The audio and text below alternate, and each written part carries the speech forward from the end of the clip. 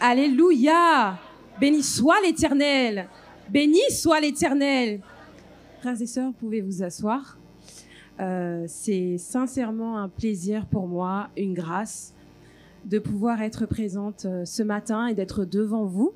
Je remercie tout particulièrement le pasteur Luc et la pastoresse aussi pour leur accueil, mais aussi pour tous ces mots d'encouragement. Vous savez, quand on est jeune et qu'on rentre dans le pastorat, particulièrement aussi quand on est une femme, parce que c'est aussi une question qui se pose, avoir des anciens combattants qui ont tracé le chemin devant nous, qui sont là pour nous tenir la main, pour nous aider à avancer, c'est quelque chose d'extraordinaire. Donc, je voudrais vraiment que vous puissiez battre un tonnerre d'applaudissements pour vos pasteurs, pour le travail magnifique qu'ils font, qu'ils faisaient déjà et qui continuent encore aujourd'hui, vraiment. Un grand merci. Je sais que le Seigneur vous le rendra et que vous le faites avec un cœur sincère. Merci. Avec un cœur sincère et déterminé.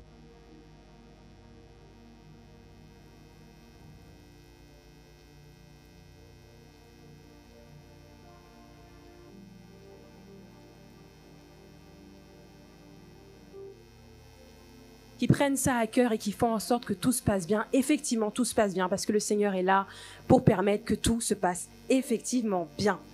Cela étant dit, donc je me présente, je m'appelle Cindy, j'ai 33 ans.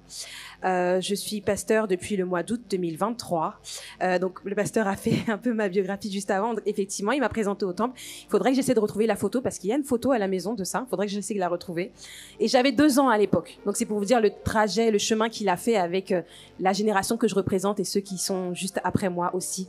C'est vraiment une bénédiction pour moi, une fois de plus, d'être là ce matin. Je ne suis pas seule, je suis accompagnée de ma mère, la pastoresse Maryse Laguerre, et de ma sœur Sarah, qui est la première chantre à l'église. Voilà. Et donc, nous œuvrons, nous travaillons dans l'Assemblée des combattants pour Christ qui se situe à Goussainville. Et donc voilà, c'est vrai qu'avec pasteur Luc et notre chère pastoresse, c'est un chemin qui a commencé il y a longtemps déjà. Et voilà, c'est juste une grâce de voir qu'il y a des connexions divines comme ça qui demeurent dans le temps. Parce que je sais qu'on est dans une génération où on consomme tout, on consomme même les relations en fait. Et dès qu'on n'a plus besoin de quelqu'un, on le jette. Dès qu'une relation ne nous avantage plus, qu'elle ne nous apporte pas de positif, on la jette en fait. Et c'est contraire au principe de la Bible. Et c'est contraire à ce que le Seigneur a voulu nous transmettre dans son évangile. Donc vraiment, je tiens vraiment à vous dire que ce que vous voyez ce matin, c'est un témoignage vivant de ce que le Seigneur peut faire dans son église quand on le laisse prendre place à tous les niveaux. Les présentations étant faites, il est temps pour moi de vous expliquer un peu l'objectif de cette prédication. Parce que lorsque je l'ai préparée, le Seigneur m'a fait comprendre, il m'a dit, écoute, ce matin, je vais t'envoyer et tu vas parler aux jeunes. Alors, je tiens à faire un petit disclaimer, comme on dit. Je ne vais pas m'adresser qu'aux jeunes, parce que vous savez que la puissance de la parole de Dieu, c'est aussi qu'elle parvient à parler à tous, en dehors des générations, en dehors des âges et des cultures. Mais il est vrai que ce matin, le Seigneur me donne un mot spécial pour la jeunesse, mot qui pourra aussi résonner dans le cœur des plus anciens et des plus affermis dans la foi.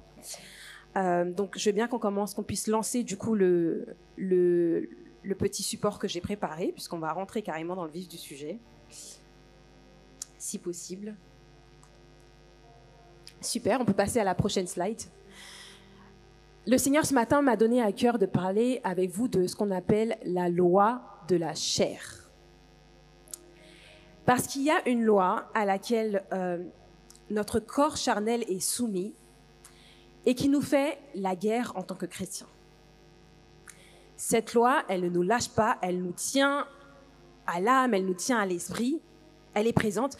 Et c'est aussi pour ça que l'apôtre Paul nous invite à mourir à la chair, parce qu'elle joue encore un rôle capital dans notre vie de chrétien aujourd'hui. Et cette loi, elle nous fait tellement la guerre qu'elle a parfois tendance à prendre le dessus sur qui nous sommes. Et ce matin, le Seigneur m'envoie vous faire savoir quelle est cette loi et qui est la solution pour renverser la tendance, pour renverser le rapport de force. Donc, je vais d'abord vous parler de ce qu'on appelle la dualité des sentiments. Il y a quelques semaines, j'étais sur Internet Et je suis tombée sur une vidéo d'une jeune femme qu'on appelle Kendall Jenner. Donc, je parle à la jeunesse, ils savent de qui il s'agit. Je vais un peu expliquer qui c'est. C'est une jeune femme qui appartient à un clan qu'on appelle le clan Kardashian et qui a fait fortune aux États-Unis depuis plus d'une quinzaine d'années. Elles ont pas mal, parce que c'est un clan qui est principalement composé de femmes, elles ont créé pas mal d'entreprises et de business, mais la manière dont elles ont percé, c'est au travers de ce qu'on appelle la télé-réalité. Donc, ma mère, quand elle voit la télé-réalité, les jeunes de la télé-réalité, elle dit c'est Mounio Kapmaché Toutouni, à la télévision. Ces gens-là qui sont dans des émissions et qui ont pour but, en fait, de se mettre en scène de manière ou d'une autre. Et en fait, c'est comme ça qu'ils gagnent leur vie. Ils sont à la télé et on suit un peu leur parcours, que ce soit dans des émissions, dans des challenges ou même dans leurs histoires d'amour, etc. Pour en citer quelques-uns, vous avez l'émission des Marseillais, vous avez ce qu'on appelle la Villa des Cœurs Brisés, parce que oui, il y a aussi des téléréalités sur ce genre de thème. Et j'irai même pas plus loin, parce que je les connais pas tous par cœur. Je pense que ma petite sœur, elle pourrait davantage m'aider à ce niveau. Mais la télé-réalité, elle est aussi connue pour véhiculer malheureusement un exemple assez négatif à la jeunesse, qui laisse croire qu'on peut devenir riche sans rien faire, qui laisse croire qu'on peut vendre sa sexualité, qu'on peut vendre son physique et toutes sortes d'autres choses pour être connu, pour être reconnu, pour être quelqu'un dans la société. À l'époque, dans les années 50, 40 et même avant, pour être connu, il fallait soit être un général, avoir mené une guerre ou appartenir à une famille royale ou avoir inventé quelque chose d'utile, que ce soit un vaccin ou une machine qui a changé le mode de vie des gens. Mais aujourd'hui, pour être connu, il suffit de passer à la télé, d'avoir quelques disputes, de faire ce qu'on appelle un bad buzz, donc c'est-à-dire d'être connu pour une mauvaise histoire ou quelque chose qui est censé être négatif. C'est comme ça que ça se passe aujourd'hui. Pour revenir à ce que je disais, cette vidéo, il y avait Kendall Jenner, elle était dans une interview avec toutes ses sœurs et il faut savoir que cette jeune femme, elle est mannequin aujourd'hui. C'est une mannequin reconnue qui a percé et qui travaille bien. Et dans cette interview, elle expliquait qu'en fait, que plus jeune, elle détestait son corps et qu'elle n'aimait pas s'habiller, etc., etc. Et dans cette même vidéo, au moment où il y a la caméra qui fait focus sur elle, la caméra tourne aussi sur le visage de toutes ses sœurs. Et pendant qu'elle parlait, il y avait le visage de toutes ses sœurs qui était complètement fermé. Et sur leur visage, on pouvait lire ce qu'on appelle l'envie, la jalousie ou tout simplement la colère en se disant « Mais qu'est-ce qu'elle raconte celle-là » Donc elle fait la fausse modeste, elle se met en scène devant la caméra, mais voilà, aujourd'hui elle est connue, on ne voit pas de quoi elle se plaint. Quand j'ai vu cette vidéo, je vous avoue que déjà, parce qu'en tant que chrétien, parfois on juge, on se croit meilleur que les autres. Particulièrement les gens du monde et particulièrement ces gens de la télé-réalité.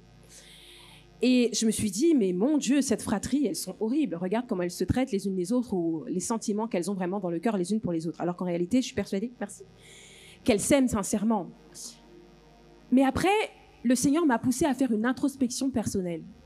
Et je me suis dit, mais toi, avec tes sœurs, comment ça se passe en fait ? Et à ce moment-là, j'ai réalisé et j'ai reconnu que pour moi, qui ai plusieurs sœurs, ça arrive souvent dans une fratrie lorsqu'on a des frères et sœurs qui sont du même sexe que nous, que moi aussi, il m'est arrivé de me retrouver ou de me sentir en rivalité avec mes sœurs. Ou alors de les envier pour quelque chose qu'elles faisaient mieux que moi. Et là, j'ai compris, je me suis dit, mais en fait, Seigneur, tu es en train de me montrer que je ne suis pas forcément mieux que ces personnes-là et que les problématiques avec lesquelles elles doivent composer aujourd'hui, c'est les problématiques que moi aussi, en tant que chrétienne, j'ai. Et je suis persuadée que là, dans la salle, je peux trouver plusieurs jeunes filles ou plusieurs jeunes garçons, ou même des adultes. Vous avez déjà ressenti ce sort de sentiment pour vos frères et sœurs qui sont du même sang que vous. Parce qu'en fait, personne n'est au-dessus de cela. On est tous déjà passés par là, j'en suis persuadée, peut-être excepté les enfants uniques, mais là, on peut étendre du coup cette rivalité à l'amitié, aux cousins, aux cousines ou même au travail. Combien d'entre nous apprécions des collègues de travail à nous, on se sent vraiment bien, mais lorsqu'ils obtiennent la promotion qu'on aurait voulu avoir, on a de la jalousie qui naît dans le cœur. Combien d'entre nous avons prié avec un frère ou une sœur de l'église, on a vu sa bénédiction, mais lorsqu'on voit la manière dont le Seigneur a répondu à la prière, on se dit « Oula, on s'y attendait pas en fait ». Donc on priait pour que la gloire de Dieu se manifeste, mais quand elle se manifeste, ça pince un peu le cœur, ça fait mal, ça pique, ça dérange un peu. Et la particularité, et c'est là que je pense que le Seigneur veut nous amener, c'est que je ne vous parle pas des personnes qui sont ennemies les unes avec les autres dans l'église ou dans la famille. Non, vous aimez ces gens. Vous les aimez sincèrement. Mais lorsqu'ils ont quelque chose de plus que vous, ou lorsqu'ils gèrent quelque chose mieux que vous, il y a ce pincement dans le cœur. Parce que c'est aussi ça la réalité du chrétien. C'est qu'on a dans le cœur des sentiments qui vont se mélanger. On peut avoir l'amour comme on peut avoir aussi la jalousie qui cohabite. C'est horrible à dire, mais c'est une réalité. Et je pense qu'en tant que chrétien, il faut qu'on le réalise pour savoir comment combattre cela, pour savoir comment prendre pied sur ça. La Bible nous dit, il n'y a pas un juste, pas même un seul. Je suis persuadée et je le sais qu'on est tous déjà passés par là, et si ce n'est pas encore le cas, on va passer par là. C'est ce qu'on appelle la dualité des sentiments. On peut avoir dans le cœur des sentiments positifs et négatifs qui naviguent. Et je pense que nous, en tant que chrétiens, ce qui est le plus choquant, c'est de constater ça, de se dire, mais Seigneur, comment c'est possible? Comment je peux être un enfant régénéré? Comment je peux m'appeler chrétien et avoir ces deux sentiments dans mon cœur? Et en général, ce qu'on fait, on va mettre ça sous le tapis. On va cacher. On va pas affronter les choses. On va rien dire. On va ravaler notre salive avec un peu d'orgueil. Mais tôt ou tard, Satan s'arrange pour faire remonter ces sentiments-là à la surface. Et en général, quand ça remonte avec une puissance encore plus prononcée que lorsque le sentiment était apparu. Je veux bien qu'on passe à la prochaine slide. Ça m'amène à quelqu'un de particulier dans la parole de Dieu. Celui qu'on appelle l'apôtre Paul, l'apôtre des païens. D'accord? Et pourquoi je vous parle de lui? Il a un lien avec tout ce que je viens de vous dire précédemment. Juste pour faire une petite rétrospective, Paul, c'est un homme qui s'appelait autrefois Saül ou Saul, ça dépend comment on le prononce. Son prénom signifie désiré, d'accord? Et il est ce qu'on appelle, ou du moins il est toujours un docteur de la loi, c'est-à-dire que dans la période de la vie de Jésus, donc c'est à peu près un contemporain de Jésus, enfin, disons qu'il apparaît dans la Bible après l'enlèvement de Jésus, mais il est contemporain, c'est-à-dire qu'il est de la même génération. Il était docteur de la loi, donc il était allé très loin dans les études de la loi de Moïse, d'accord? Et il appartenait au mouvement qu'on appelle le mouvement des pharisiens, donc pharisaïque. Pour savoir, à l'époque, il y avait plusieurs courants, c'est comme les dénominations, les baptistes, les pentecôtistes ou les luthériens. Disons que ces mouvements-là qu'on a dans le christianisme aujourd'hui, ça existait aussi dans le judaïsme sous d'autres noms. Il y avait plusieurs courants. Le courant des pharisiens, c'était le courant le plus répandu, mais aussi le plus strict et le plus dur. Paul, il appartenait à ce courant-là. Et il a rencontré Christ sur le chemin de Damas. C'est pas le Christ physique qui s'est présenté à lui. Enfin, disons que c'est pas le Christ de son ministère sur la terre, mais c'est le Christ ressuscité qui lui est réapparu. Il a été attrapé. Pourquoi? Parce qu'il était ce qu'on appelle le persécuteur de l'Église et des chrétiens. Il s'était fait un challenge personnel de persécuter les chrétiens. Parce que pour lui, à l'époque, les chrétiens n'étaient pas connus comme chrétiens, c'était vu comme une secte du judaïsme. Donc comme c'était une secte, il fallait les combattre parce qu'ils menaçaient l'ordre établi. Donc il s'était fait un challenge personnel de combattre cette église, de combattre ses fidèles. Mais le Seigneur l'a stoppé sur le chemin de Damas. Il l'a stoppé et il l'a attrapé et il a fait de lui un de ses plus grands apôtres, j'ose le dire, du Nouveau Testament. Pour savoir, j'ai calculé un peu le ratio. Il a écrit plus de 51% des livres du Nouveau Testament. Ça veut dire que sans Paul, il n'y a pas de Nouveau Testament. Clairement. Il n'est pas le seul à avoir écrit, mais il a écrit plus de la moitié. Et c'est fou de se dire que quelqu'un qui n'était pas un disciple de Jésus, donc qui ne s'est pas assis à ses pieds, a pu avoir autant de poids et de pouvoir dans l'Église primitive. Je pense que ça laisse beaucoup d'espoir pour nous. Parfois, on se dit, j'aurais aimé vivre à l'époque de Jésus, ça aurait été mieux. Le Seigneur nous dit de ne jamais parler comme ça et de ne pas le regretter parce qu'on a le Saint-Esprit qui est au milieu de nous. Donc finalement, c'est même pas que ça compense, c'est la même chose. Il n'y a pas à regretter. Mais si le Seigneur a utilisé Paul, qui était persécuteur et qui n'a même pas connu physiquement, à plus forte raison, il pourra aussi vous utiliser, vous et moi. Une dernière petite information, son prénom, on l'a rebaptisé, il s'appelle maintenant Paul. Paul signifie petit et faible. Vous allez me dire, mais c'est bizarre. Parce que les prénoms, c'est prophétique. On ne donne pas n'importe quel prénom à son enfant. Un prénom, ça détermine aussi une destinée, c'est biblique. D'accord? Ce que je vous dis, c'est pas New Age, c'est pas de l'astrologie, c'est biblique. Un prénom, c'est prophétique. Et Saul, il va passer du prénom Saul, donc qui veut dire désiré, au prénom Paul, qui veut dire petit et faible. Mais justement, c'est là qu'on se rend compte que ce verset, dans 2 Corinthiens 12, verset 9, qui dit « Ma grâce te suffit car ma force s'accomplit dans la faiblesse », on se dit que c'est pas pour rien qu'il s'appelle Paul, en fait. C'est-à-dire qu'il est passé du docteur de la loi, imbu de lui-même et orgueilleux, il est devenu petit entre les mains de Dieu et le Seigneur a fait de grandes choses avec lui. Et c'est ce qui est magnifique avec l'histoire de Paul. Et aujourd'hui, avec ce que je vous ai dit sur la dualité des sentiments, mais aussi avec ces informations sur Paul, je vais vous amener dans un livre particulier qui s'appelle le livre des Romains. Et le livre des Romains, son thème, c'est la grâce par la foi en Jésus-Christ et la justice de Dieu. C'est les deux thèmes principaux qui sont en fait le fil rouge du livre des Romains. Et on va regarder ensemble le chapitre 7 du livre des Romains à partir du verset 14. Pourquoi ? Parce que dans ce passage-là, Paul va décrire comment la chair lui fait la guerre et comment lui n'a pas pu combattre cette chair sans un élément ou quelque chose de bien particulier.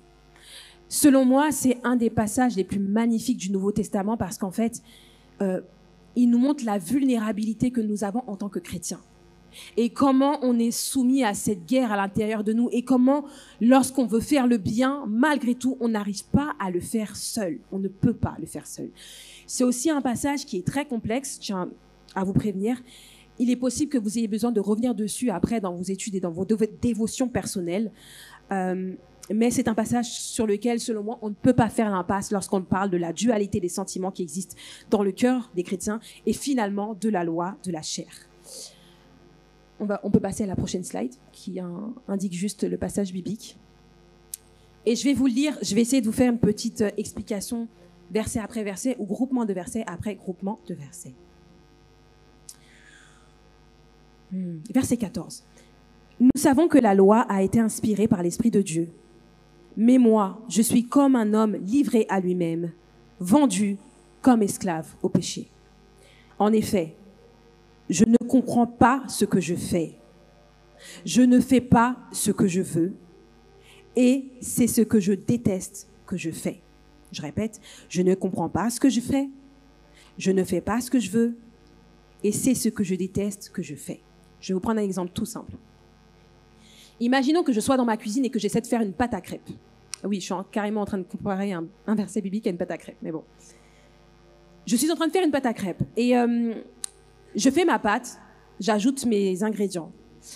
J'ai fini de tout ajouter et je mixe, je mélange le tout. Mais je me rends compte que ma pâte, elle a absolument pas la tête qu'elle devrait avoir. Au lieu d'être semi-liquide, elle est carrément dure, comme si j'allais faire du pain. On va prendre cet exemple-là. Et là, à ce moment, je peux m'identifier à Paul quand il dit « Je ne comprends pas ce que je fais ». C'est-à-dire que j'ai fait ma pâte, mais je ne comprends pas ce que j'ai fait. Je me dis « Mais qu'est-ce qui s'est passé ?» Ensuite, je ne fais pas ce que je veux. C'est-à-dire que je ne comprends pas la pâte que je suis en train de faire. Et le résultat que je vois, c'est que je n'ai pas fait ce que je voulais faire. Je n'ai pas fait la pâte que je voulais faire. Et ensuite, c'est ce que je déteste que je fais. C'est-à-dire qu'en plus, non seulement je ne comprends pas ce que j'ai fait, je n'ai pas fait ce que je voulais faire, et en plus, le résultat que je vois, je le déteste, parce que je me dis, mais c'est carrément pas ça.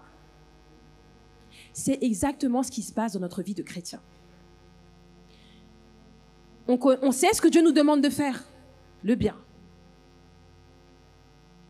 Mais quand on voit ce qu'on fait, quand on voit nos comportements, quand on voit ce qu'on réalise dans nos vies, les choix qu'on fait, on se dit, mais je comprends pas.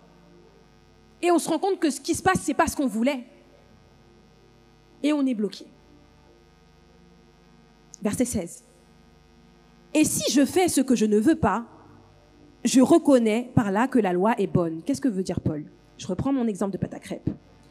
C'est en regardant la recette qui est écrite, finalement la loi pour faire la pâte à crêpes, que je me rends compte que la recette était bonne et que c'est moi qui me suis trompée. C'est donc à ça que servait principalement la loi de Moïse. C'est pour faire comprendre au peuple quelles actions étaient mauvaises et ce qu'il ne fallait pas faire. Paul le dit un petit peu avant dans ce même chapitre-là, que c'est par la loi que les gens arrivent à la connaissance du péché. Et malheureusement, une fois que la loi te montre ce qu'est péché, tu continues encore à pécher. Et c'était ça le problème qu'avait l'Éternel avec le peuple d'Israël.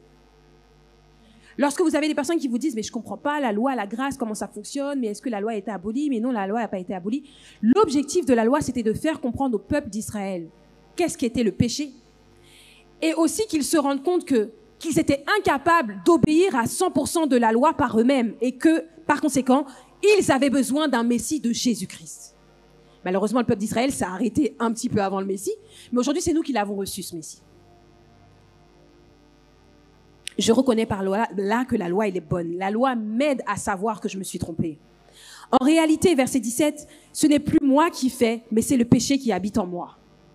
Paul n'est pas en train de dire, quand je pêche, c'est pas moi qui pêche, c'est le péché, c'est la faute du péché. Hein. Ce qui veut dire, c'est que c'est ma nature pécheresse, l'homme pécheur qui agit en moi. C'est pas l'homme qui a été régénéré. Verset 18.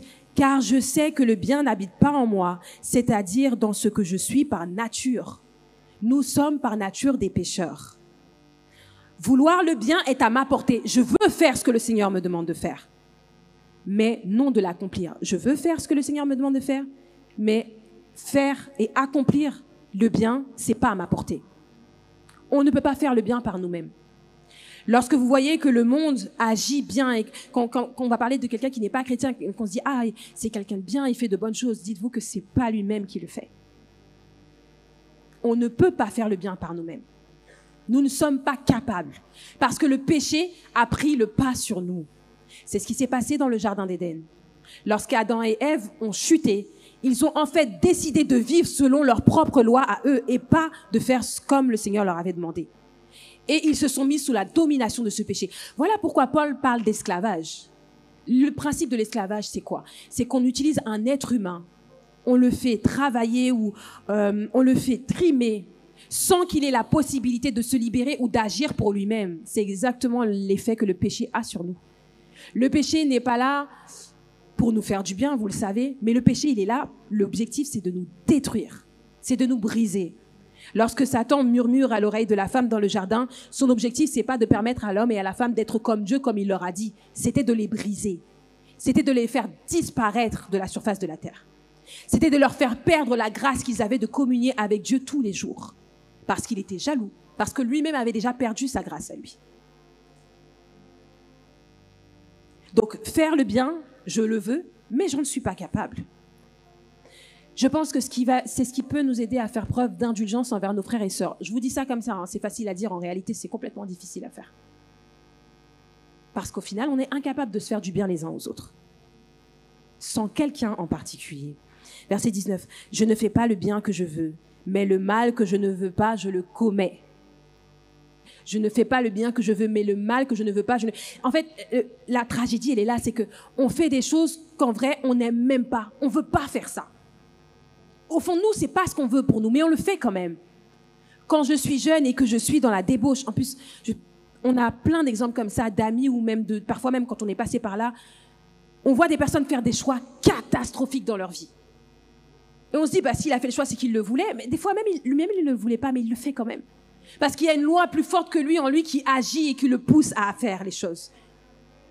Je ne peux pas comprendre qu'aujourd'hui, on puisse avoir des êtres humains qu'on qualifie de terroristes, qui prennent les armes et qui vont aller fusiller des gens dans un concert, 200 personnes pour le plaisir. Même s'ils vous disent qu'ils font ça au nom d'une idéologie ou d'une religion, peu importe, parce que le terrorisme, il y en a de toutes formes. En réalité, est-ce que vous pensez vraiment que ces gens-là se sont réveillés le matin en se disant « Tiens, je vais tuer des gens, ça va me faire du bien » ou « Tiens, je vais ôter la vie pour finir ensuite en prison ou pour moi-même mourir » Des personnes parfois, qu'on a côtoyées à l'école, qui étaient des camarades de classe avec nous. Des personnes qui ont des femmes et des enfants qui ont des familles. Ces gens-là, ce sont les enfants de quelqu'un. Ce sont les frères et sœurs de quelqu'un. Et du jour au lendemain, leur vie bascule.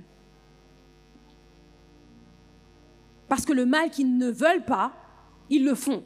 Et quand bien même ils voulaient ce mal-là, on peut vraiment appliquer ce verset-là à nous qui sommes chrétiens et qui avons la lumière.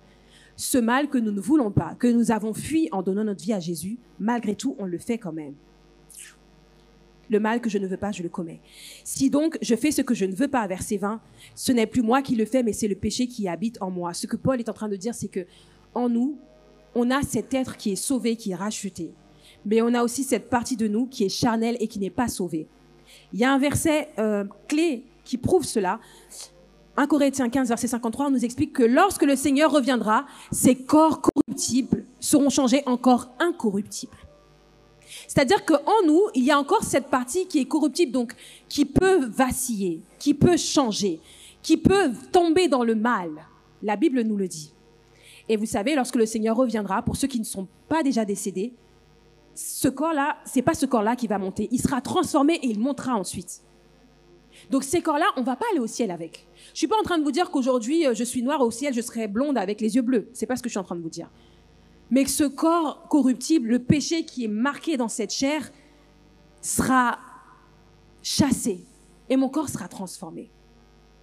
Ça nous aide à comprendre qu'en réalité, en nous, il y a vraiment ces deux lois qui combattent tous les jours. La loi de l'esprit et la loi de la chair. Verset 21. Lorsque je veux faire le bien, je découvre cette loi, c'est le mal qui est à ma portée. Dans mon être intérieur, je prends plaisir à la loi de Dieu, mais je vois bien qu'une autre loi est à l'œuvre dans tout mon être. Elle combat la loi qu'approuve ma raison, et elle fait de moi le prisonnier de la loi du péché qui agit dans mes membres. Autrement dit, oui, la chair nous fait la guerre. Je vous laisserai revenir sur ce passage-là plus tard, dans vos études, dans vos lectures bibliques, dans vos études bibliques, pardon. Et Paul termine en disant, « Malheureux que je suis, qui me délivrera de ce corps voué à la mort ?» Donc l'apôtre Paul, qui a fait ce qu'il a fait dans l'évangile, qui était appelé ce qu'on appelle l'apôtre des païens, ça veut dire que lui, sa spécialité, c'est d'aller prêcher aux gens qui n'étaient pas juifs. D'accord ? Pierre, il était plutôt versé sur la prédication auprès des juifs.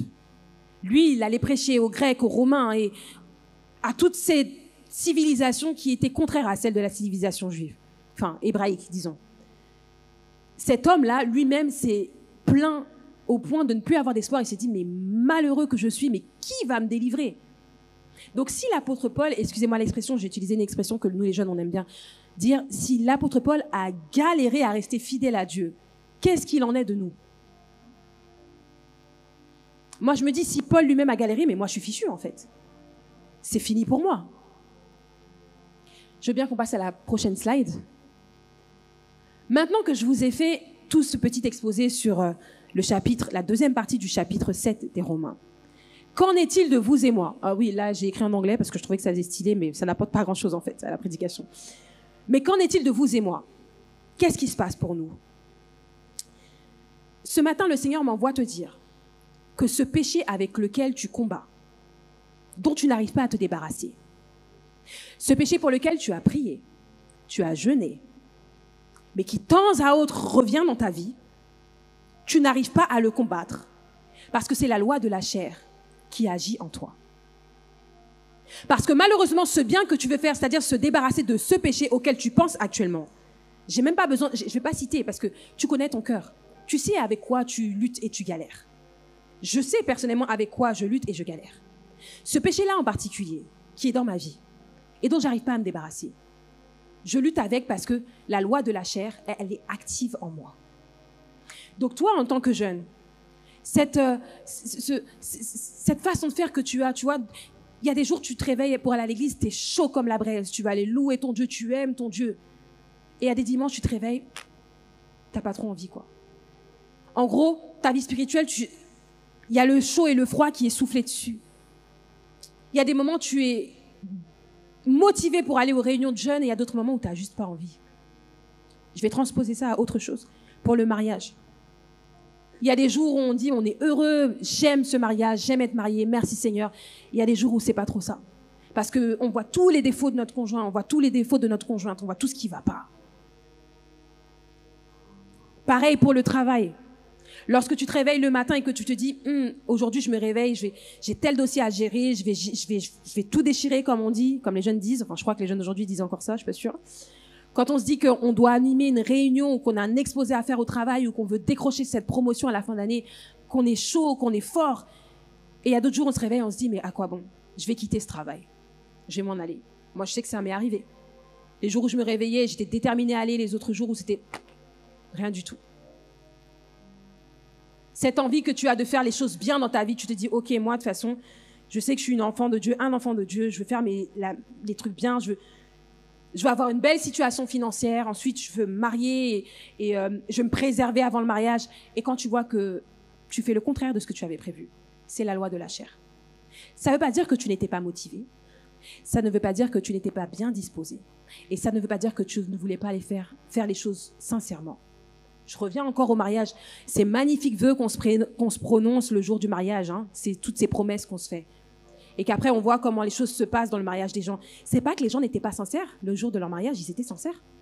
Ils ont pensé à 200% ce qu'ils disaient. Sauf que les difficultés de la vie, l'ennemi et la loi de la chair sont entrés en scène dans la pièce de théâtre pour tout mettre par terre. Je pense qu'une fois de plus, ça nous pousse à ne pas faire preuve de trop de dureté dans le jugement, comment on va analyser nos frères et sœurs à l'église.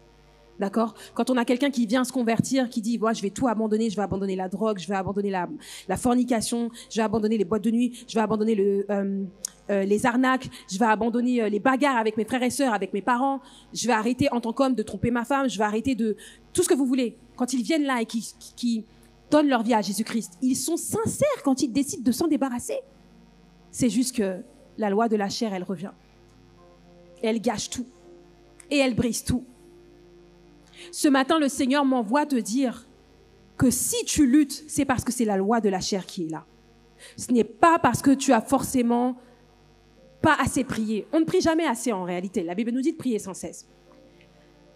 Mais je sais que c'est arrivé à beaucoup de personnes qui se sont lancées dans des jeûnes de 3 jours ou des jeûnes d'Esther, de Daniel, ce que vous voulez, qui pensaient être délivrés d'un problème particulier, d'un péché, et finalement le truc revient. C'est pas que ton jeûne n'était pas bon, c'est que c'est la loi de la chair qui agit. Et vous savez la particularité dans l'art de la guerre, ce qu'on appelle l'art de la guerre, avant d'aller attaquer, il faut étudier son ennemi. On n'attaque pas comme ça de front sans savoir contre qui on combat. Il faut étudier son ennemi. Il faut le connaître et connaître ses pratiques.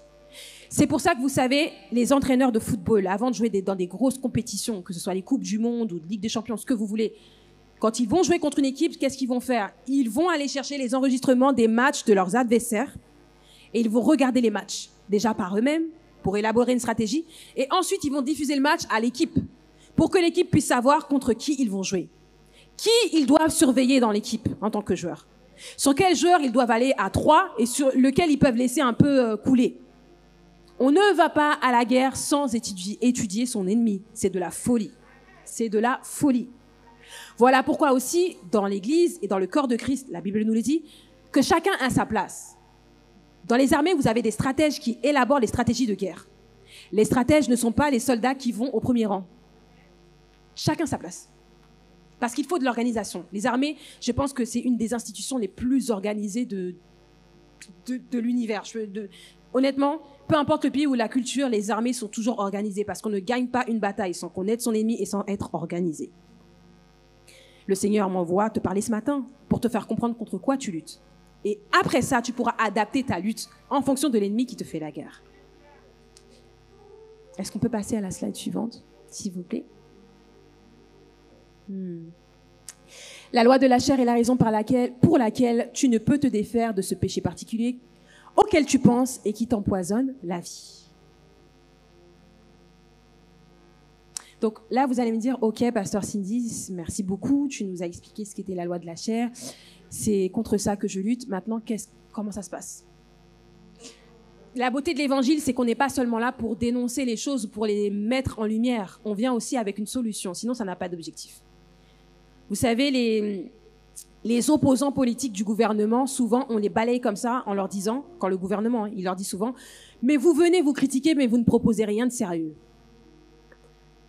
Avant de critiquer, parfois, il faut savoir ce qu'on peut proposer ou alors être disponible pour travailler avec les personnes pour proposer quelque chose de bon. Ce matin, le Seigneur me dit de vous dire que cette loi de la chair qui vous fait la guerre, il y a une solution à cela. Et la solution, c'est le Saint-Esprit. On peut passer à la slide suivante. Je fais des slides assez rapides ce matin, je crois. C'est le Saint-Esprit qui va faire la différence dans ton combat et dans ta lutte. C'est le Saint-Esprit qui a fait l'œuvre et qui a agi pour Paul dans sa galère à lui. C'est lui qui va te guider et qui va t'orienter. Il va te guider comment? Déjà, premièrement, il ne te juge pas comme moi, je vais te juger. Je tiens à faire la différence parce que souvent, on dit dans l'Église, il ne faut pas juger les gens, c'est pas bien, etc. Il ne faut pas confondre constat et jugement. Un jugement implique une condamnation. Quand un tribunal rend un jugement, il y a une condamnation qui découle derrière. Un constat, tu constates ce qui ne va pas et tu le fais savoir. Il ne faut pas confondre constat et jugement. Quand la Bible nous dit ne jugez pas, c'est-à-dire ne constate pas et ne condamne pas derrière la personne que tu vises. Parce que tu n'as pas le pouvoir de condamner, parce que le chef du tribunal, ce n'est pas toi. Le président du tribunal, ce n'est pas toi. Qui plus est, la Bible nous dit aussi, elle nous fait comprendre qu'en réalité, vous et moi, nous ne savons pas où on sera demain. Moi, je ne sais pas dans quel état je serai demain, je ne sais pas dans quelle situation je serai. Donc si aujourd'hui je vous juge, demain je tombe, c'est vous qui allez me juger. Et la Bible nous dit aussi que la manière dont vous mesurez les gens, on vous mesurera pareil. C'est-à-dire que si vous êtes sévère et dur avec les gens, le jour où vous tombez, vous, on ne va pas vous rater. On ne va pas vous rater. Et donc, quand la Bible nous met en garde par rapport à ça, elle veut simplement nous faire comprendre. Elle nous dit en anglais, chill, relax, c'est moi qui juge. Ne te mets pas dans une situation qui pourra être délicate pour toi demain. Et surtout que quand on juge et qu'on condamne, c'est difficile de montrer l'amour qu'on doit montrer ensuite et que le Seigneur nous demande tout simplement de manifester. Les fruits de l'esprit dont on nous parle dans le chapitre 5 du livre des Galates, la bénignité, la bonté, la joie, on ne peut pas les produire sans le Saint-Esprit. D'accord? Donc je répète, la loi de la chair, elle est en nous. Je peux aimer mon frère, je peux aimer ma sœur. Je peux l'aimer. Mais quand la loi de la chair, elle va remonter, si c'est pas le Saint-Esprit qui m'aide à faire taire tout ça, cet amour que j'ai, il va être corrompu. Il va perdre de sa pureté parce qu'il va être mélangé à la haine, il va être mélangé à toutes sortes de choses. Et frères et sœurs, ne nous y trompons pas. Quand le péché rentre quelque part, il vient pour détruire. Le voleur vient pour voler et pour détruire. Il vient pas juste pour cohabiter. Il demande pas la tolérance. Le péché, il demande pas la tolérance. Hein. Quand on est tolérant avec le péché, on se fait avoir parce qu'il finira par prendre le dessus. D'accord? Aujourd'hui, dans nos sociétés, je vais pas citer les noms de ces mouvements et de ces idéologies, mais il y a des idéologies qui sont à la mode et qui demandent la tolérance. Ils veulent aujourd'hui la tolérance. Demain, ils monteront sur nos têtes. Ils monteront sur nos têtes pour nous imposer leurs lois à eux. C'est comme ça que ça fonctionne. C'est comme ça que ça fonctionne. Le péché, il ne demande pas l'égalité. Il ne demande pas la tolérance. Il veut la domination. Adam et Ève ont payé le prix fort. Et aujourd'hui, nous sommes des victimes, je ne vais pas dire collatérales parce qu'on est aussi coupables, mais de ce choix-là qu'ils ont fait. C'est le Saint-Esprit qui va nous aider et qui va nous accompagner. On peut passer à la slide suivante. Je ne voudrais pas être comme parfois c'est... Je voudrais pas vous produire une prédication qui vous dit juste « Ah, la solution, c'est le Saint-Esprit, donc va prier, va jeûner, t'inquiète pas, tu vas t'en sortir. » Parce que ce n'est pas que ça suffit pas. C'est que pour s'en sortir, il faut mettre en place un ensemble de solutions. D'accord? Quand Élie a fui devant la face d'Akab et de Jézabel qui régnait à l'époque, et qui s'est retrouvé dans le désert, et je sais qu'il y a des prédicateurs qui en ont parlé, et qu'Élie, il crie à Dieu, il lui dit, mais dans le livre des rois, 2 rois, je crois, dans le livre des rois, quand il dit, Seigneur, je suis le seul à ne pas t'avoir abandonné, je suis seul, je suis faible, oh là là, c'est la catastrophe. Et franchement, Élie s'est plaint, si j'étais à sa place, je serais au 36e dessous, hein, je serais bien pire que lui. J'aurais dit bien plus de choses. Et le Seigneur lui dit, ok, va manger et va dormir. Et en plus, j'ai 4000 prophètes qui n'ont pas fléchi les genoux devant Baal, donc tu n'es pas tout seul. Le Seigneur lui a dit d'aller manger et dormir. Parce que, soyons honnêtes, hein, je ne sais pas si vous aussi vous regardez Koh-Lanta, moi j'avoue c'est partie des rares émissions que je regarde. Quand on arrive loin dans l'aventure, au bout d'une semaine et demie, 2 semaines, et que les gens commencent à avoir très faim, c'est là que les plus grosses stratégies ressortent. C'est là que les gens commencent à se trahir les uns les autres. Pourquoi? La faim, ça rend fou. La faim rend fou. On a des exemples de personnes qui ont été victimes de catastrophes naturelles, de crash d'avions ou de perditions de sous-marins qui vous disent qu'à un moment donné, certains d'entre eux sont morts et ils n'ont pas eu d'autre choix pour survivre que de manger les morts qui étaient morts à côté d'eux. La faim, ça rend fou. Ça rend dingue. La faim, ça altère le jugement. Une autre chose qui altère le jugement, d'ailleurs le Seigneur dit à Élie, va dormir, c'est le manque de sommeil. À savoir, le manque de sommeil, c'est une des techniques de torture qu'utilisent les services secrets sur certains prisonniers. Empêcher quelqu'un de dormir, c'est le rendre fou. À 100%. Ça ne manque pas. Si on vous empêche de dormir 4 jours, je vous assure que vous devenez dingue. Et il paraît que scientifiquement parlant, c'est prouvé parce qu'au bout de plusieurs jours sans sommeil, je crois que le corps fait une crise. Je ne sais pas s'il fait un AVC, une crise cardiaque, je ne sais pas ce qu'il fait exactement, mais le corps lâche. La faim et le sommeil, ça rend fou. Donc, si le Seigneur lui-même, dans sa sagesse, il n'a pas dit à Élie, jeûne un peu plus longtemps. Il lui a pas dit, tu pries à midi, à minuit, à 6 heures. Bon, faudrait peut-être rajouter des prières à 3 heures, à 9 heures, à 16 heures aussi. Non, il lui a dit, va manger, va dormir. Donc, il y a la solution, c'est le Saint-Esprit. Mais vous allez devoir mettre en place un ensemble de solutions pour triompher de cette chair qui vous fait la guerre. Parce que le Seigneur lui-même, qui est Dieu, a exhorté ses serviteurs à mettre ensemble des solutions pour s'en sortir. Une des premières que j'ai là sous la main, il faut que je ressorte le verset biblique. Confesser son péché. Que nous dit la Bible? Jacques 5, verset 16. Confessez vos péchés les uns aux autres et priez les uns pour les autres afin que vous soyez guéris. Quand un juste prie, sa prière a une grande efficacité. Confessez vos péchés. Je sais que nous, parfois, en tant qu'évangéliques, c'est pas tout le monde, hein, mais parfois, on regarde un peu avec dédain nos frères dans la foi chrétienne, les catholiques. On se dit, ah, le pape. Ah, en plus, ils confessent leurs péchés à un prêtre. C'est pas si anti-biblique que ça de se confesser à quelqu'un. Je m'explique. On ne va pas demander l'absolution au père ou aux frères qui nous écoutent. Mais on va lui parler de notre péché pour qu'il puisse nous aider à prier. En fait, l'objectif, c'est ça. Et vous savez, vos pasteurs, une de leurs casquettes, c'est aussi ça. C'est vous recevoir et vous écouter face aux difficultés que vous avez et recevoir aussi les confessions que vous avez pour prier avec vous, pour vous accompagner et demander avec vous la grâce de Dieu. Ce n'est pas eux qui vont vous donner la grâce. C'est là qu'on a la différence avec nos frères catholiques. Le problème, c'est qu'aujourd'hui, dans les églises, franchement, se confesser, c'est risqué plus. Pourquoi? Parce qu'on a peur que nos affaires finissent, comme on dit en créole, dans la ria. Ça finisse sur la radio haïtien évangélique de France, que ça tourne, que les gens en fassent une chanson. Ah, frère untel, tu sais pas, comment ça se passe chez lui, son fils, sa fille, On a peur de ça. Mais ça veut dire aussi que Satan nous tient en grappe, en prison à cause de ça, en fait. Le fait qu'on ait peur de parler à nos frères et sœurs, lui, il se dit tant mieux. Tant mieux, parce que comme ça, tu confesseras pas. Comme ça, on t'aidera pas dans la prière et tu vas rester tout seul. Et tu vas te débrouiller et tu ne t'en sortiras pas. Confesser son péché, frères et sœurs, c'est important. J'ai déjà fait cette expérience. Je vous assure que ça libère. Quand la personne à laquelle vous parlez prie sincèrement avec vous, je vous assure que la prière de deux justes, si la prière d'un juste a de l'efficacité, imaginez deux justes ensemble, ce que ça fait. Ouvrez votre esprit et cherchez à voir à qui vous pouvez parler de votre péché. Quelqu'un de fiable. Quelqu'un qui porte aussi du fruit dans l'évangile. Pas une copine. Vous savez, la copine, elle a beau vous aimer, vous apprécier et être sincère. Parfois, c'est pas la personne à qui il faut se confesser. Imaginons que ce que vous voulez confesser, c'est que vous avez eu la haine contre elle. Comment elle va réagir? C'est un humain. Elle va mal le prendre. C'est normal, c'est un humain. Il faut choisir quelqu'un d'autre, quelqu'un de neutre. Ou quelqu'un qui pourra vous aider à vous élever, à lancer un regard de distance. Mais confesser son péché, c'est biblique, frères et sœurs.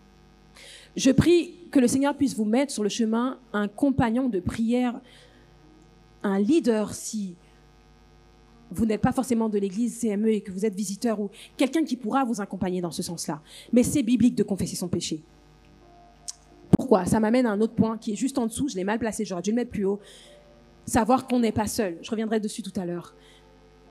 Après avoir confessé son péché, qu'est-ce qu'il faut faire? Demander de l'aide et de l'accompagnement. Ouais, parce qu'il y a des péchés, tu ne vas pas t'en sortir comme ça.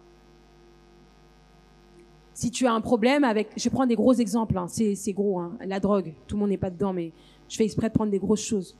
Après, vous les appliquez à votre vie personnelle. Mais pour sortir de la drogue, c'est pas comme ça. Il faut se faire soigner. Parfois, pour sortir de certains conflits conjugaux, on a besoin de la prière du pasteur, mais si le pasteur, il n'est pas qualifié en ce qu'on appelle la relation d'aide, parfois il faut voir un conseiller conjugal. C'est pas une honte de le dire.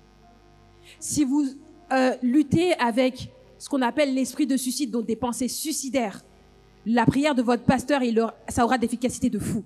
Mais vous avez aussi besoin de parler à quelqu'un qui s'y connaît pour vous aiguiller. Et nous, notre problème dans notre communauté, c'est que demander de l'aide, c'est la honte. C'est la honte de demander de l'aide. On n'ose pas, hein, c'est montrer sa faiblesse, c'est montrer qu'on est nul, c'est montrer qu'en tant que chrétien, on ne prie pas assez. Et pourtant, le Seigneur nous demande d'être unis les uns aux autres, c'est pour aussi se soutenir et s'aider.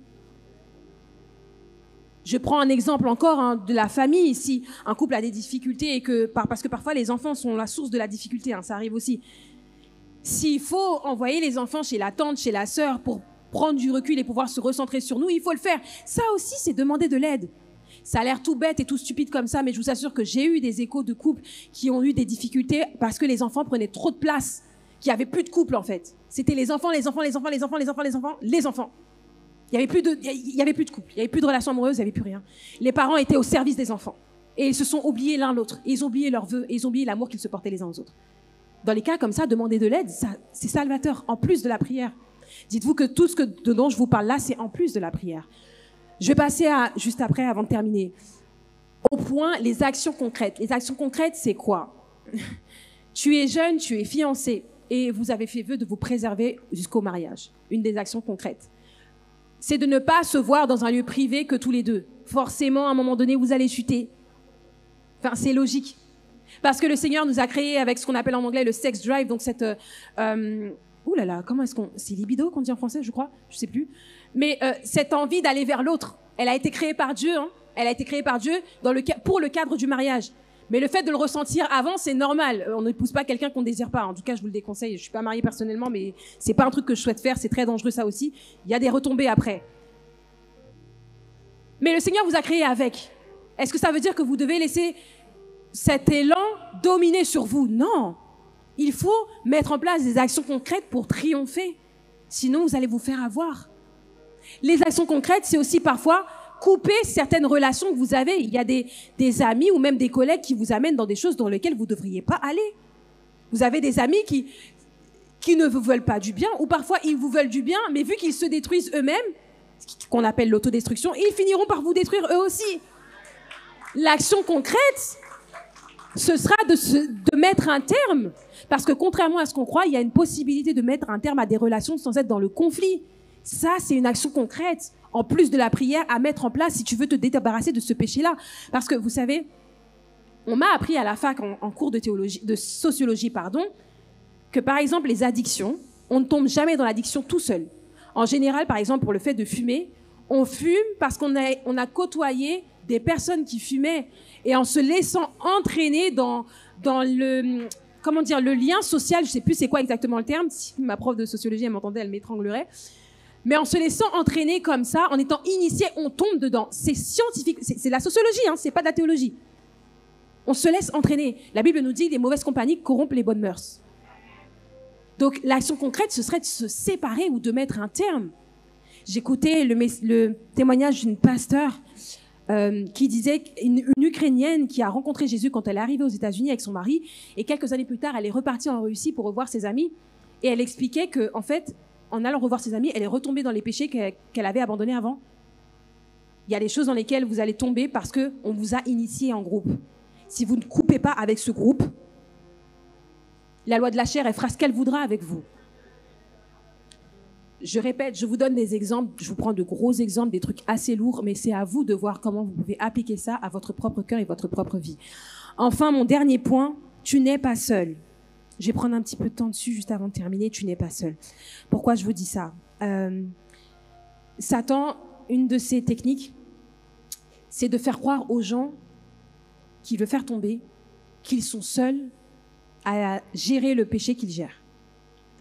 Quand tu crois que tu es seul, premièrement, tu as la honte qui va venir en toi.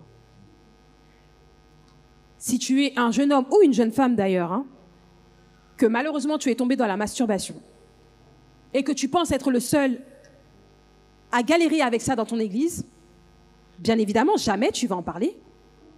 Jamais quand on fera l'appel à l'autel pour la prière, jamais tu vas avancer. Jamais tu iras te confesser. Parce que de un, il y a la honte. De deux, il y a la peur aussi du quand dira-t-on. Ce que les gens vont dire de toi, comment ils vont penser, l'image qu'ils vont se faire de toi. Quand on croit qu'on est seul aussi, on combat seul forcément puisqu'on est seul. Sauf que la Bible nous dit dans les livres des Proverbes, la corde à 3 fils ne rompt pas facilement. C'est-à-dire qu'une corde avec un seul fil, c'est facile de la couper. Mais lorsqu'elle est tressée avec 3 fils, c'est plus difficile de s'en débarrasser. C'est une métaphore en fait pour parler du fait qu'à plusieurs, on est plus fort. Le créole dit « main en pile, chai palou ». Quand on est plusieurs à gérer quelque chose, on s'en sort plus facilement. La Bible nous dit aussi dans les livres des Proverbes que le nombre de conseillers aidera un projet à avoir du succès. Mais quand tu es tout seul, Satan il te dit « mais de toute façon, tu vas en parler à qui? Qui va t'écouter? Qui va te croire? Qui va prendre pitié de toi ?» Mais non, ils vont te juger, ils vont te rejeter, ils vont te repousser. Tu perdras tout ce que tu avais. Et il nous enferme comme ça dans notre solitude. Élie pensait qu'il était seul, alors qu'il n'était pas seul. Et je vous assure qu'on n'a pas idée du nombre de personnes dans l'église qui traversent ce que nous, on traverse. C'est juste que les gens ne parlent pas. Les gens ne disent pas les choses. Ils gardent tout pour eux. J'en ai connu malheureusement dans notre assemblée, on a eu des cas comme ça. Des mariages, au bout d'une semaine déjà, on demandait des réunions avec les pasteurs parce que ça allait pas. Ils ont osé prendre le courage de demander de l'aide. Mais bien souvent, les gens se disent, mais non, mais on est les seuls, là, c'est trop la honte, on vient de dépenser 25 000 euros, on s'est marié, au bout d'une semaine, on s'entend plus. Vous n'êtes pas seuls. Il y a énormément de gens qui sont dans la situation, mais qui ne parlent pas. Et malheureusement, en gardant le secret dans nos cœurs, en fait, on empêche tout simplement les gens de s'identifier à nous et de faire front avec nous et d'avancer avec nous. C'est le même effet qu'on a avec le témoignage. Il y a des gens qui sont délivrés, à la fin, ils me disent « Non, moi, je vais pas témoigner parce que les gens, ils vont critiquer, je vais raconter mon passé, ils vont me juger avec mon passé, etc. » Sauf que ton témoignage, c'est exactement ce que quelqu'un a besoin pour s'en sortir, pour prendre courage. Mais si je garde mon témoignage dans mon cœur, qui est-ce que ça va édifier? Alors oui, je vais chanter gloire à Dieu, ok. Il veut la gloire, parce que la gloire lui revient, mais il veut aussi qu'on puisse être fortifiés les uns les autres. Si je garde mon témoignage pour moi, je ne fortifierai pas l'autre. La loi de la chair te fera la guerre. Jusqu'au bout, elle est déterminée. Quand le péché rentre, il vient pour dominer, il ne vient pas pour la tolérance. Mais le Saint-Esprit va t'aider et peut t'aider. Mais tu dois mettre en place des actions concrètes pour t'en sortir. Je fais appel ce matin, j'avais dit que j'allais parler aux jeunes principalement, à chaque jeune, mais aussi adulte, qui lutte avec un péché dans sa vie. Tu te sens seul face à ça. Tu ne sais pas comment t'en sortir. Tu as essayé plusieurs choses. Tu t'es convaincu toi-même que ce n'était pas trop grave pour garder le péché puisque tu n'arrives pas à t'en sortir. Donc tu te convaincs que ça va, c'est pas grave. Le Seigneur me dit de te dire ce matin, tu dois faire sortir ça. Tu dois parler à quelqu'un. Tu dois te confesser. Tu dois demander de l'aide. Prier seul ne suffira pas. Tu dois demander de l'aide. Parce que ce contre quoi tu luttes, c'est une loi qui te dépasse. Mais parce que tu as été racheté par Christ, il y a de l'espoir pour toi, il y a de l'espoir pour moi. Je vais demander spécifiquement à nos trois pasteurs, d'accord, de bien vouloir approcher pour faire une prière spéciale pour le peuple. Le Seigneur reconnaît les autorités et même le monde des ténèbres reconnaît les autorités. J'ai une toute petite anecdote. On peut passer à la prochaine slide, qui est juste le temps de prière.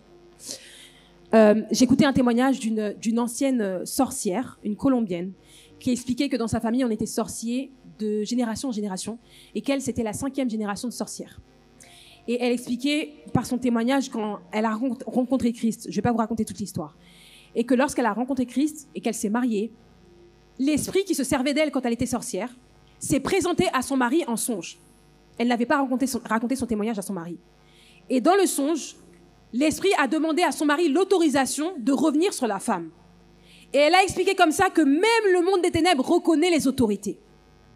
Parce que le démon est passé par l'autorité, donc par son mari, pour lui demander le pied, pour lui demander le contrôle de sa femme. Bien, gloire à Dieu, le mari a refusé dans le sommeil. Mais c'est pour vous dire que l'ennemi reconnaît les autorités.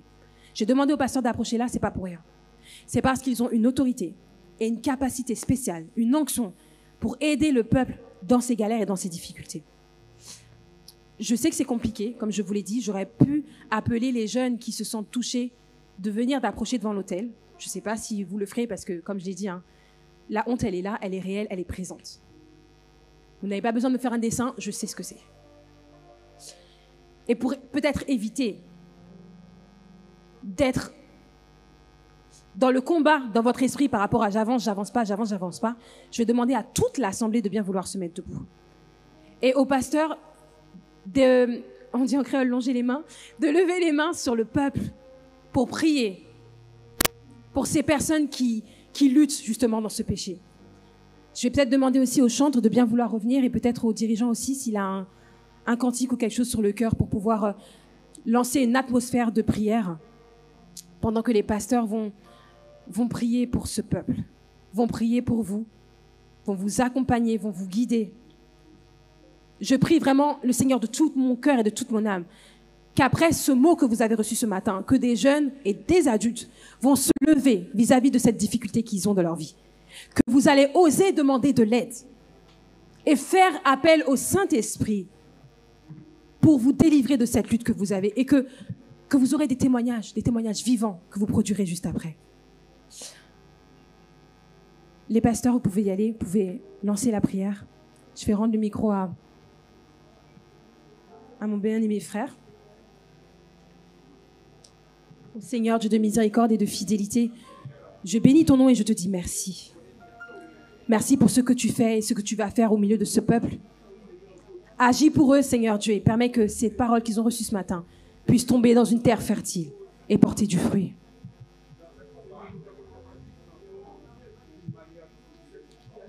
Jésus, à toi j'appartiens désormais. Viens à mon âme habiter désormais. Divine parole. Tu es celui, Seigneur du Tout-Puissant, qui se soucie de nos âmes et de nos êtres. Lorsque le monde entier dort et ne regarde pas, toi tu vois ce que nous faisons dans le lieu secret. Tu connais les luttes et les difficultés qui sont dans nos cœurs et dans nos esprits. Je te prie, ô Éternel, dans ta grâce et ta miséricorde, d'étendre ta main sur ton peuple, Seigneur Dieu, sur ces jeunes qui luttent, Seigneur Dieu, avec ce péché dans leur vie. Ces jeunes qui ne savent pas à qui parler ni où aller, Seigneur Dieu. Ces jeunes qui jour après jour luttent, Seigneur, qui ont des jours avec et des jours sans. Ces personnes, Seigneur du Tout-Puissant, qui veulent un avenir meilleur, mais qui se sentent incapables de l'obtenir, parce que la loi de la chair leur fait la guerre et la misère, Seigneur Dieu. Mais si tu as envoyé cette parole ce matin, c'est que tu as un plan pour leur vie, que tu as un plan pour les générations futures et qui viennent, que tu as un plan pour les familles, que tu as un plan pour les couples, que tu as un plan pour l'Église, Seigneur Jésus. Agis en grâce et en miséricorde et que ton Esprit Saint puisse les inonder, Seigneur Dieu, de la tête aux pieds. Qu'ils puissent sentir ta présence de leurs cheveux à leurs orteils, Seigneur Jésus. Que tu puisses les ceinturer par ta miséricorde et ta grâce. Sauve ton peuple et bénis ton héritage. Sois leur gardien et leur berger pour toujours. Oui, Seigneur, sauve ton peuple et bénis ton héritage. Sois leur berger et leur gardien pour toujours. Seigneur, agis en grâce et en miséricorde. Parle pour ton peuple, Seigneur, et change le temps en circonstances. Nous croyons en toi et nous prions avec toi. Nous prions que tu as déjà agi. Nous prions, Seigneur, du Tout-Puissant, que tu mèneras à la perfection cette œuvre que tu as commencée en eux et dans leur cœur. Tu es celui qui domine et nous nous remettons entre tes mains. Père éternel, agis et fais ces miséricordes, Seigneur Dieu, ces merveilles que tu as réservées pour ton peuple. Tu aideras cette Église, Seigneur Dieu, à aller toujours plus loin, toujours plus fort, toujours de gloire en gloire et de victoire en victoire. Jésus, te prions ainsi, en ton nom qui vit et qui règne au siècle des siècles. Merci Seigneur.